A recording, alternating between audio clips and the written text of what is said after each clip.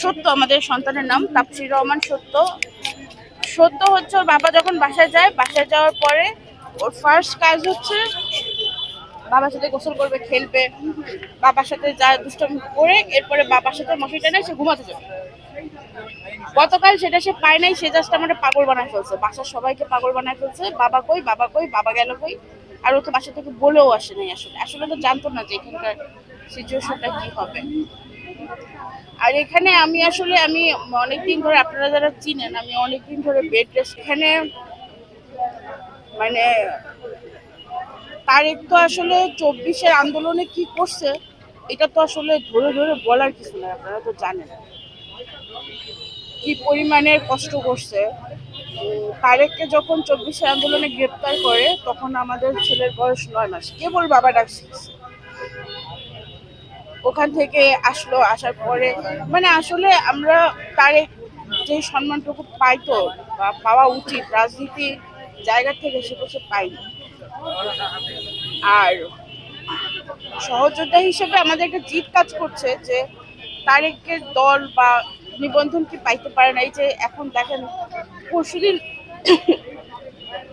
রাতে খেয়েছে আর কালকে সারাদিন খায় নাই। আমি দুপুরবেলা যখন শুনেছি যে অনশনে বসতেছে, আমি মাফিকে বলছিলাম যে তোমার ভাইয়াকে অন্তত একটু পানি খেতে বললো যে ভাইয়া আগে পানি কিছু খাওয়ার কথা বললে ভাইয়া বকা দিচ্ছে, টোটালি খাওয়া দাওয়া করছে।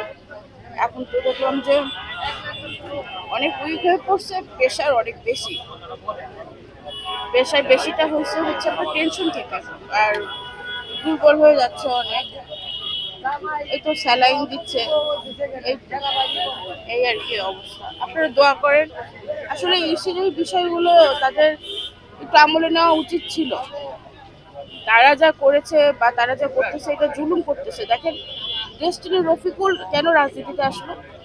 একটা রাস্তার একটা ভিখারিকে জিজ্ঞেস করেন, সেও জানে তার কালো টাকা সাদা করতে আসছে, সবাই জানে। রফিকুলের নিজস্ব কোনো দেখছেন জীবনের রাস্তায়? আপনারা যে সাংবাদিক এখানে যতজন আছেন, আপনারা কি দেখছেন যে আমজনগণ দলের পার্টির একটা প্রোগ্রাম আছে কোথাও? দেখছেন আপনারা? আমরা তো দেখি নাই, আপনারা কি দেখছেন আমি জানি। গেছে যাই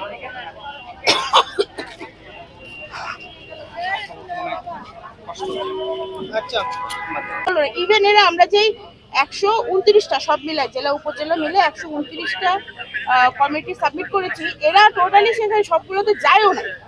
সব জায়গায় আমরা যখন বুঝতেছিলাম যে সামথিং রং, আমরা কিন্তু সেখানে যে বলেছি যে আপনারা কেন চিঠি দিচ্ছেন।